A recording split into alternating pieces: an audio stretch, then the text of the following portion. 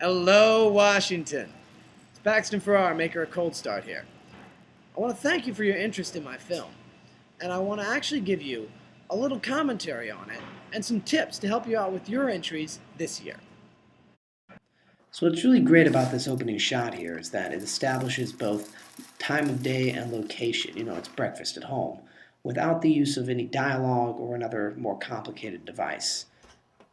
A lot of the film was shot in this kind of flat light. It's typical Seattle weather outside my house there, but it made like the white of the car and the green of the grass pop really well in some shots like this.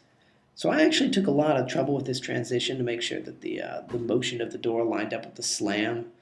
And what's really neat is the headlight there goes out when the car dies, so you get the headlight as well as the sound of the engine. In this shot, timing is painstaking. The face is a little goofy, but notice how I cheat towards the camera. You wouldn't always do that. The tachometer shot here was really hard to get, actually.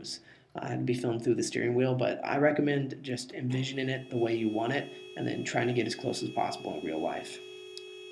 For the horn, I just sampled about 5 seconds of the car's actual horn and then looped it in post-production. Hey, Dad, where's the duct tape? Catherine really likes this shot here, and I do too, actually, because it starts off dark and then the light pops on a key line, so you can hear me before you can see me. And it also starts in the middle of a conversation, but you can imagine the dialogue that took place between me asking for the duct tape and me explaining why I needed it. It's a good example of less is more. Now, I just thought it was kind of lame how here it just cuts to duct tape noises and that's it.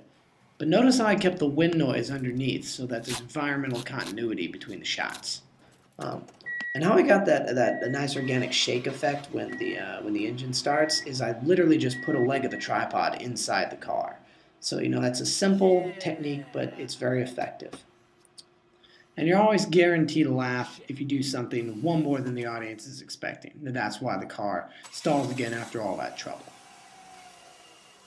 And for this last shot, it's another example of less is more. We don't have to film the car, going down the next 6 miles of roadway. We just show it pull away, and that's enough.